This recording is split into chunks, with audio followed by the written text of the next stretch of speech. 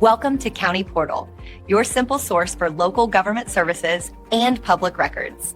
Let's get started.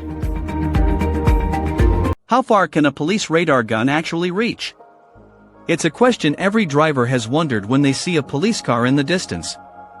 The simple answer you might hear is about a mile, but the real-world, practical answer is much, much shorter. Let's break down what really determines that range. First, you have the theoretical maximum range. Under absolutely perfect conditions, we're talking a long, flat, straight road with no other cars, clear weather, and a large vehicle like a semi-truck, the most powerful police radar systems can indeed detect a target from up to a mile away.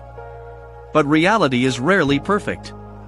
The effective range, which is the distance at which an officer can reliably lock onto your specific car and get a speed reading that will hold up in court, is significantly less, often just 800 feet to a quarter of a mile. Several key factors shrink that distance. The number one factor is line of sight. Radar travels in a straight line, just like light. If anything gets in the way, the beam is blocked. This means hills, curves in the road, buildings, overpasses, and even dense trees will stop the radar from ever reaching you. This is why officers often position themselves just over the crest of a hill or around a bend.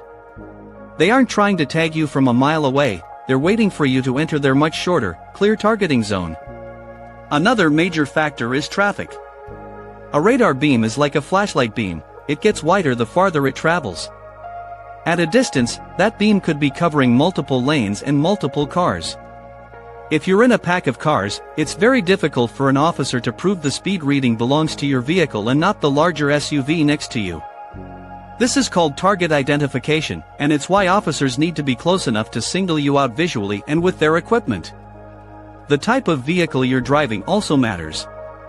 A large, flat surface like the front of a truck reflects a much stronger signal back to the radar gun, making it an easier target at a greater distance. A small, sleek, low-profile sports car or a motorcycle presents a much smaller target and is harder to get a lock on from far away. Finally, even the weather can have an impact. Heavy rain, snow, or dense fog can absorb and scatter the radar waves, drastically reducing the effective range of the unit. So, while it's technically possible for the technology to reach a mile, the practical distance where you're at risk of getting a ticket is much closer.